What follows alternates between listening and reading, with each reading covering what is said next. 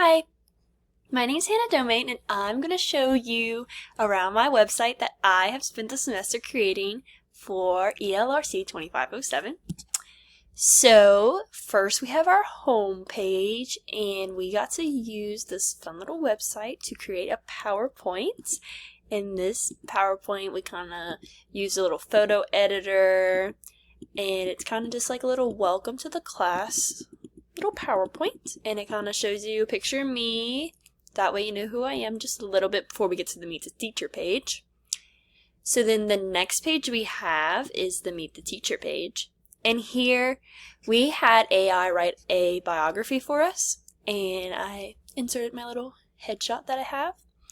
And then we wrote about our professional circles and personal circles. And here I just put some things that I'm in and, just little circles that I participate in. Then next we have the why. So the first thing under the why is the ITSE standards for teachers. Here we made a little infographic, and this is really helpful because I've seen a lot of teachers actually use these to show their students information in a fun way. I like that. I will definitely use that. And we also used a different source of AI here, which is Gemini. Didn't really know about that until this class. Next we have technology models. We made a fun PowerPoint with this one too. AI made all of our images. I thought that was really cool. Never made an AI image before this. Then we have future ready skills. Future ready skills. We did this little cute little thing with the image and how we just put in a little prompt and it gave us a image that kind of represented what we were looking for. Thought that was really neat.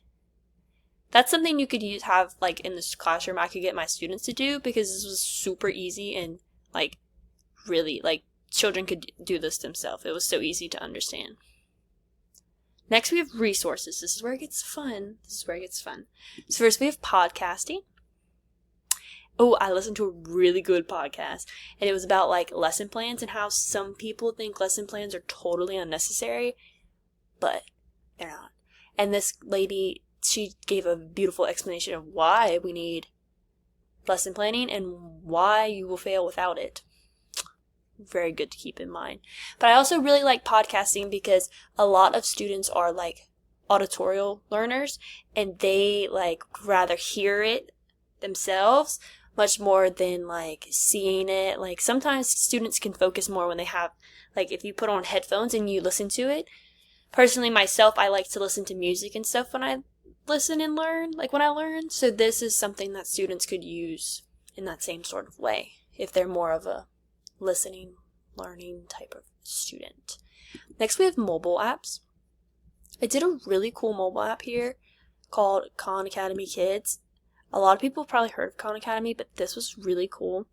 And we used a Google slide here to make a little slideshow about it.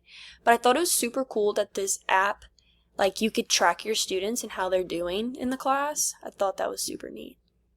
And they have games and stuff that they could play on here also. It was really neat. What's next? Alright, website evaluation. I did education.com. I really like this website also. This website was more for the teacher, but it could be used at home also, but it provided the educator with lots of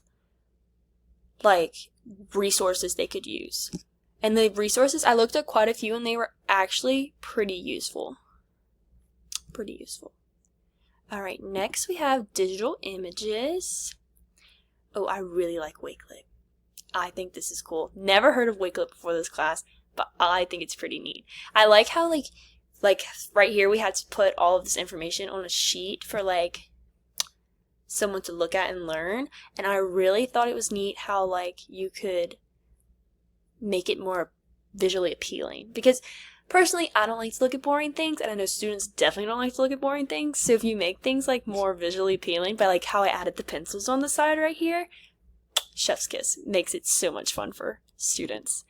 Then we have digital storytelling. I loved my digital storytelling. I did it on what factors are needed to have a positive learning environment, because positive learning environment is key. It is.